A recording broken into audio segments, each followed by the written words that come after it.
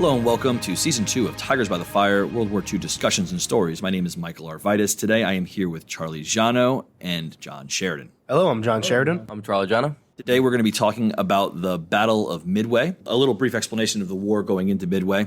Obviously, we're in 1942. The war has not gone well for the United States. After the bombing of Pearl Harbor, the U.S. lost battles at Wake Island, Battle of the Philippines, they lost Guam, and so the United States has been in a virtual retreat ever since then. About a month before Midway, the U.S. had a stalemate/victory at the Battle of the Coral Sea. The Battle of the Midway, as Charlie and John will tell you, is one of the turning points in the war and looked at as one of the main catalysts. So I'm going to let them kind of start us off. Yeah, the Battle of Midway was honestly one of the most decisive points in the War of the Pacific because it changed the Japanese's offensive military doctrine to more of a defensive one that we'd see later in the war. And while it was a victory for the United States, a lot of people think it was, oh, the United States won, hurrah, everybody, everything is good. But as we'll talk about later in our podcast, there was many attacks that were sent out by United States forces that were just complete failure. So it was more than just we won. The battle itself is, obviously it's one of the most famous battles of the war. It's one of the ones that's in every U.S. history textbook. They've made multiple movies about it.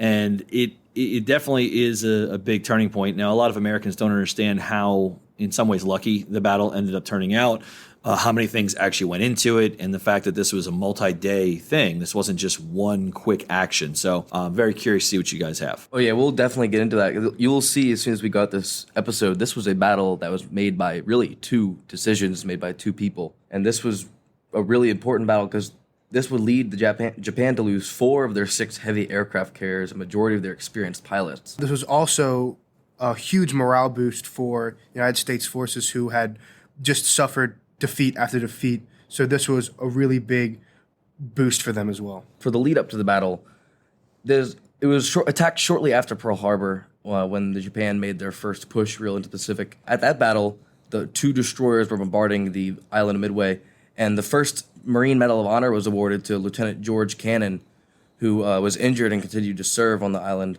But nothing really happened to the island after that, and so later, once we get into May and June, Admiral Yamamoto started to plan his attack. And while he planned, he had a carrier force led by Nagumo. It consisted of 2 light aircraft carriers, 2 seaplane carriers, 7 battleships, 15 cruisers, 42 destroyers, and 10 submarines. This was a very, very large battle. This was known as the Japanese Mobile Force. So the plan overall was to first destroy the U.S. fleet, if there was any. They hoped for a surprise, and then actually attack and invade the island. Yeah, they certainly tried to get as much surprise. That's why they used so much code and everything, but eventually, as we all know, we were able to decipher that and find out where the battle was going. So one of the things to kind of piggyback on what you guys are saying, the Battle of Midway for the Japanese, and Yamamoto kind of has a couple different theories. One, he knows that if the war lasts for more than a year or so, Japan's likelihood of winning that war decrease exponentially. So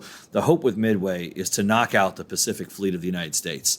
And while the island of Midway is the attack, it's simply just a refueling depot. It's really to knock out that fleet and then possibly pressure Hawaii and to sue for peace. The idea that the Japanese are kind of going foolhardy is incorrect, right? They want to end the war, and they think this is the easiest way to end the war. Now, the U.S., on the same token, knows they're going to attack, as you guys are about to talk about with the intelligence stuff. Yeah, so the Japanese plan was actually also to add on to adding the pressure for Pearl Harbor was to actually use the airports on the island to help with any attacks with attacking Pearl Harbor and Hawaii. So the way they found out Midway was going to be attacked was the U.S. started to send unencrypted transmissions about problems on the islands, and they kept seeing the Japanese use AF as the attack designation. So they finally, one of their transmissions was that Midway was out of water, and they intercepted a transmission. The Japanese said AF has a water problem. And to your point, the intelligence part of this is extremely important. The idea that they would look at these transmissions, and the U.S. is in the process of breaking the Japanese code, and they've done a good job of it, but intelligence is very spotty at best, and so the admirals needed, not an absolute, but they needed a really good reason to move the fleet, because they're going to be putting the U.S. fleet in danger. If they're wrong about the attack, the U.S. fleet could be caught completely off guard, or Hawaii is left open for a Japanese attack. So there are some risks in this. So yeah, they definitely decrypt the code. The AF is going to give it away with the water shortage at Midway. And after that deciphering of the code was found out, Nimitz scraped together 3 aircraft carriers, the Hornet, Enterprise, and Yorktown, and it was supported by 8 cruisers and 18 destroyers. And this will move us into the battle, which started on the morning of June 3rd. Thing interesting about these aircraft carriers too is that they had been damaged, and one of them literally is just pulled out of repair for this battle. And so it's a very rapid process because you had the Coral Sea where we had severe damage to multiple carriers. So it's definitely he used the right terminology. He kind of pulls together 3 carriers for this offensive. Yeah, the Japanese actually thought the Yorktown was sunk. They thought it didn't even get away from the battle. So for the battle itself, on the June 3rd in the morning, scout planes spot the Japanese fleet, but that was only a portion of it. They mistook it for the whole fleet. Around noon, B-17s were sent out to bomb. These were land-based aircraft, and that was an advantage the Americans had at the battle, was their land-based aircraft. Yeah, and later at 9:15, we get the first and what seems like the only one for a while, the first hit on a target, which was a tanker hit by a torpedo from a PBY Catalina. And that's going to be one of the only hits and damage to the fleet we have for a while. We have a couple of fleets that go out to try and sink anything, but it's all just no hits, no hits, no hits. So yeah, the next morning, Marine fighters decided to engage a Japanese counterattack of bombers and fighters, and this starts the trend of high casualties of around 50%. The actual battle of the Japanese on the island goes pretty well. They only lose a little bit of planes, but they leave the airfield intact for later use. Like I said earlier, they were going to use it to attack Pearl Harbor, and this actually led to an advantage for the Americans during the battle itself. During the first wave of the U.S. planes, they reached the Akagi, which is one of the Japanese aircraft carriers. And like I said, we sent all these planes, but there was no successful hits on any targets whatsoever. So Nagumo prepared for a second attack on the island because he didn't have intelligence that the U.S. carriers were close by. He thought that all the planes that he's seen so far were from the island. So he replaces his torpedoes with bombs, and just as this happens, Japanese scouts report the U.S. ships. He instantly cancels the rearmament plan, but now the carrier decks are covered in fueled-up aircraft and loose bombs. This would be an extreme fire hazard, and this was one of those decisions I mentioned earlier, where this is the one of the 2 decisions that really decided the outcome of this battle. And I think hindsight's always 20/20. In the moment, it does seem like the right decision because they're not expecting the U.S. to find the location of their fleet, and they don't think that the U.S. can mount an offensive relevant enough for them to have squads in the air. And the next day at 7:55 a.m., we sent another group of planes, 16 Douglas dive bombers, as they tried to attack the other aircraft carrier, the Soryu, and they scored no hits. Another thing with these planes is a majority of all these pilots are extremely underexperienced. They haven't seen any sort of combat in comparing to the Japanese pilots who had just come off of a major conflict with China. So we are already at that disadvantage, not to mention our planes are also outdated. And then after that, B-17s from Midway attacked, but they don't do much. And it's followed by SB-2Us, another form of dive bombers. And again, they don't score any hits.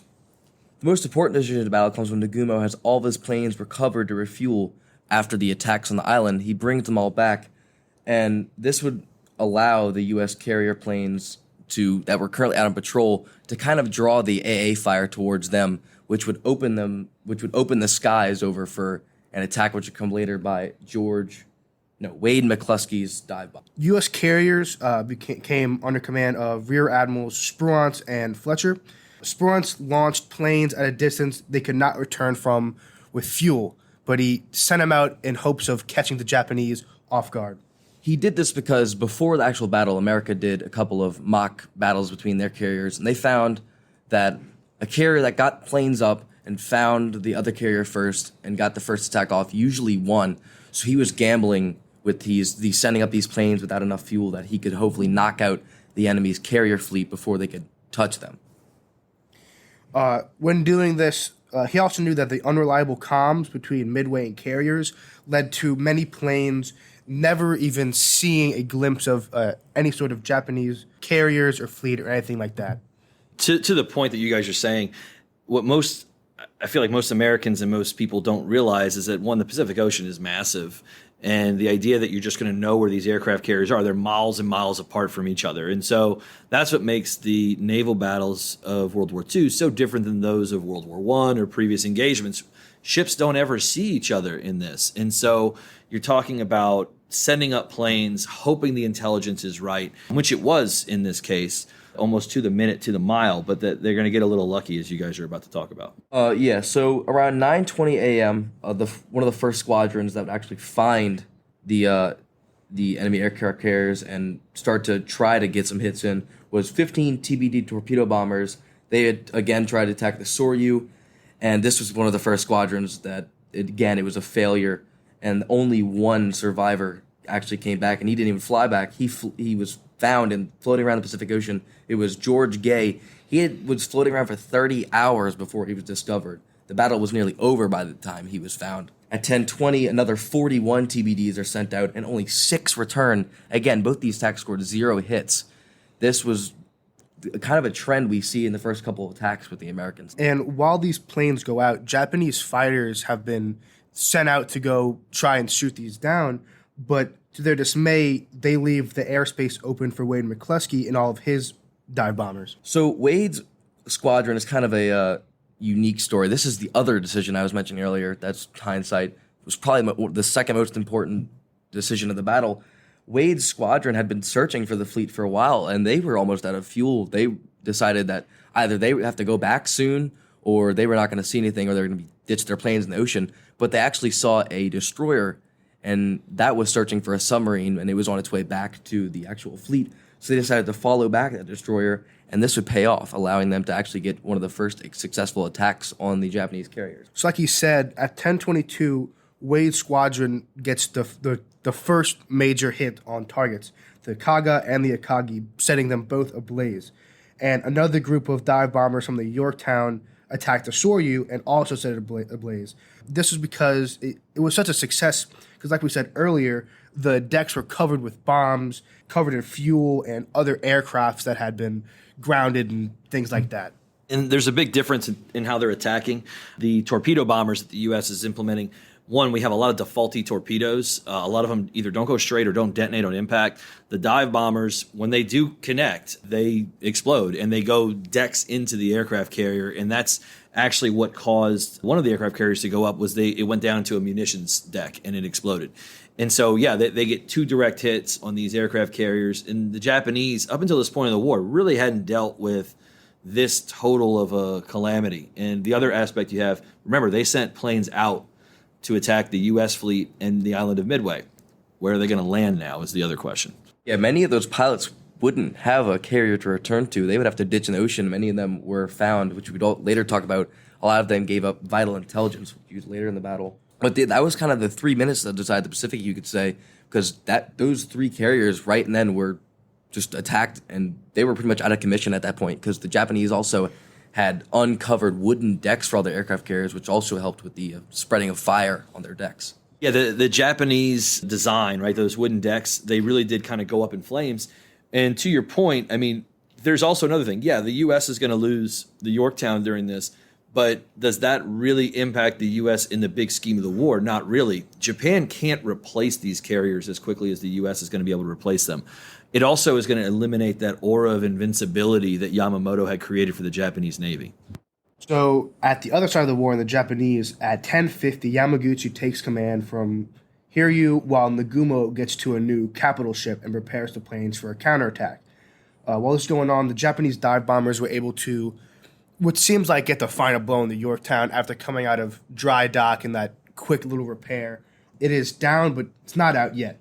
So at 2:30, the ship was moving again. The second wave of torpedo attacks from the Japanese severely damages the Yorktown, and at 2:55, the order was given to abandon ship completely. Yeah, we see a lot more effective torpedo attacks from the Japanese, because this is an advantage they would have throughout the majority of the war. Their torpedo technology was quite advanced, and they had some very, very good torpedoes. At 3:30 p.m., dive bombers from both remaining carriers were sent out to attack the last remaining Japanese carrier, the Hiryu. At 5 p.m., the first contact was made. The Hiryu was set ablaze with 4 direct bomb hits. Spruance pulls Task Force 16 back instead of pursuing the Japanese fleet because the Japanese were known to perform quite well at night and they didn't want to risk attacking the Japanese had their surface ships. And let's remember what a nighttime attack from the air in the ocean is like. There are no lights. And the idea that the planes are even going to come back, there's no GPS system. It's very risky. And we'll talk about this later when we get to certain battles in the war where nighttime raids are very, very hard for aircraft carriers to pull off at this time. Landing a plane in the middle of the night in the ocean is very difficult. And U.S. policy, by the way, this is something that's significant. Carriers cannot have lights on at night because they don't want to give away positions to submarines. And so that's another issue that they deal with. So they try to not do too many night operations. Another thing, just to kind of piggyback off what you were saying and how it was dangerous with no lights and anything like that. Also, like I had said earlier, we have so many inexperienced pilots to where some of them can't even land with bombs still intact on their plane. Like if you hit the carrier too hard, bombs could come off and they're sliding across the deck. So mixed with darkness and not being able to see, it's just a recipe for disaster. So as Task Force 16 is leaving, Task Force 17 falls behind, but they leave behind the USS Hughes, a destroyer, to guard the Yorktown during the recovery effort. So the next day, the Japanese are kind of reeling from the battle. The Akagi and the Hiryu were scuttled after kind of burning the entire night. Yamaguchi went down with his ship following the Japanese honor code, but this stripped the Japanese of an excellent flag officer, which would kind of cost them later on. The next day, dive bombers claimed the Japanese cruiser Mikuma and damaged Mogami. This was kind of like the last stick at the Japanese while the Americans were retreating. But during the recovery efforts for the Yorktown, a Japanese sub slipped into the protective ring of ships that were guarding it and destroyed it and the Hanman. And on June 7th, at 5 a.m., the Yorktown finally slipped under the waves. You know, to your point, Yamaguchi going down with his ship, what also happened is some of his officers decided to do it too. And so the Japanese lose a decent amount of their officer corps in this battle, their naval officer corps, which you can't replace. I mean, these are highly experienced, highly trained naval officers. And Yamamoto, not to spoil the end, but I mean, Yamamoto is only going to be alive for about another year after this because he's going to get a plane shot down in another intelligence success by the United States in 1943. So now after the battle is kind of what seems to be over, we can talk about the significance and really what all happened. And while we did have lots of missed targets, more, killed than returning, you can see that Japan loses 320 planes and around 3,000 personnel, and the U.S. only loses 150 aircraft and 317 personnel. So when you think about all those failures, you can see that it really wasn't in vain because in the end, we severely, just completely took them under, nowhere near the amount of planes and personnel lost on the U.S. side. So what this did is it eliminated Japan's ability to be an offensive force in the Pacific against the United States. And so from this point in the war, while Japan will wage a couple of offensives, especially in the Philippine Sea, they are more or less incapable of attacking the U.S. outside of their major sphere. And so this is going to be that turning point like you guys are talking about. Yeah, that added on to the fact that the Japanese 3,000 personnel, that was a majority of their experienced pilots, ground crew for their aircrafts, and seamen. I mean, that was lots of personnel to lose in one battle. And as Coach Ravati said earlier, they couldn't replace the 4 aircraft carriers that they lost because just the manufacturing wasn't there for it. This really did turn the entire Pacific battle from that offensive mindset to just a grueling, slow, defensive battle just for the rest of the war. To your point, these are also the aircraft carriers that conducted Pearl Harbor. And so from a morale standpoint in the United States, if you don't think that was on every newspaper in the country, and we more or less claim that every pilot involved in Pearl Harbor was dead at this point or captured, which wasn't completely true, but they're more or less all out of commission at this point. Yeah, so after this is all said and done, it massively turned the tide in the Pacific. Like you said, the Japanese can no longer be on the offensive standpoint. They're more of stand your ground, do whatever you can. And on top of that, Japanese prisoners reveal vital intel on their naval power and positions, and they now have to they're forced to abandon all further plans in the Pacific, and they're really left with nothing but survival at that point. And I don't think, I don't want to get the wrong opinion. Like, the war is by no means over at this point. It just, when you look at it from a historical perspective, this is kind of a turning point. For the United States, it starts a new phase in the war, right? It's that hard road back, that push across the Pacific. And as we'll talk about in class, guys, the island hopping campaign. And this is going to lead directly to the Battle of Guadalcanal, which is starting at the end of the summer. But as we'll see in that, the Japanese Navy is still there, because they defeat the U.S. Navy in a major battle at Guadalcanal. And so this is by no means over. But to your point, you're completely right. It stops the major offensives that Japan had been planning for 1942. At this point, they are now going to be waging a defensive war. Now, do they think they can win that war? Yeah, they think they can kind of bleed us down until we can't do it anymore.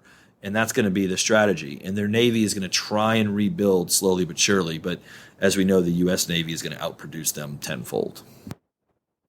To add on to that, later in the war, as more Japanese officers would be captured and everything, one of the officers was being flown back to one of our installments or whatever, or one of our bases for questioning. And we flew over one of our fleets, and he said, even with that fleet, he knew they were going to lose the war. And they told him that's not even the entire thing. 10 minutes later, they saw another fleet that was just as big, if not bigger. Yeah, and that goes to the point. By the end of 1943, the United States Navy is just so incredibly large, bigger than pretty much every other Navy in the world combined at the time. And by the end of the war, it is. So those are definitely big factors. Now, I'm going to ask you guys a couple of little questions midway. What do you guys think is the most significant decision that is made at Midway? So we'll go with that one. Charlie had talked about it earlier in one of the split-second decisions like we talked about in class. I think by far the best decision that was made was not turning back and continuing to look for that fleet and following that cruiser back to its main fleet. Because without that, then who knows if we would have found it in the later times. Yeah, McCluskey's decision, I think, is really a good one. The movie that came out about 2 years ago, I guess, 3 years ago now, Midway really highlights that a lot as being the kind of big catalyst for this. So I think that's a good one. Now, let me get your thoughts on this. So 6 months before Midway, you had the largest intelligence failure in U.S. history at the time, which was Pearl Harbor. Midway, you could argue, is probably one of the most successful intelligence runs that we have in the entire war. What are your thoughts on that? I think the Americans realized their mistake with Pearl Harbor, and they realized what precautions they had to take and what they had to do to secure their defenses and their personnel. So I think they really stepped up the intel side of the war and decided that they actually needed to pay attention to Japanese transmissions. And in one of the books we're reading in class, it mentions how they didn't even know where the Japanese fleet was for the 2 weeks leading up to Pearl Harbor. It could have been at the entrance to the harbor, and they wouldn't even have known. That just goes into the idea that the Americans weren't ready initially for the intel side of the war, but they really stepped up their game for Midway. And there was a lack of trust between the general naval personnel, like your hierarchy admirals, and even your administrative officials. There was a lack of trust with them and the intelligence side of things, because it was something they did not understand. And the other thing is, obviously, this battle, along with Coral Sea, and this goes to my next question, how did these battles signify a change in the way navies would fight each other in the future? These two battles kind of killed the idea of the battleship being the king of the ocean. Before this, and in World War I, the battleship was seen as, the ultimate naval weapon. And as we saw in Pearl Harbor, a lot of people thought no plane could sink a battleship, but we definitely saw that a plane can sink a battleship at Pearl Harbor. This kind of set the tone for the rest of the battle, and for the world's naval doctrine was that aircraft carriers were kind of the pinnacle of naval warfare, because it allowed you to have so much versatility in a battle from the air but also from the ground with its escorts and everything.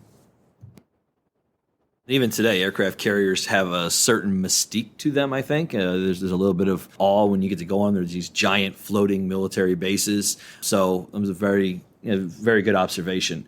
Do you guys have any closing thoughts on this? The Midway was a very important battle in the Pacific, and just we wanted to make sure everybody knew that, and just to see that not everything was so cut and dry with war. That yes, we won the battle, but at the beginning of the battle, we didn't look like we were gonna win. We kept losing squadron after squadron after squadron, but we turned it around with Wade and McCluskey. Yeah, and with our inexperienced pilots and somewhat bad planes and dive bomber technology and torpedoes, it really wasn't looking good for us at the beginning. And I think that's pretty much in line with the entire war as a whole, right? It doesn't look like it's going well from 1941, December 7, through 1942 in the summer. And this is kind of that turning point of it. So very good job, guys. This was episode 1 of season 2 of Tigers by the Fire, a podcast from Holy Cross High School about World War II discussions and stories. Thank you for listening.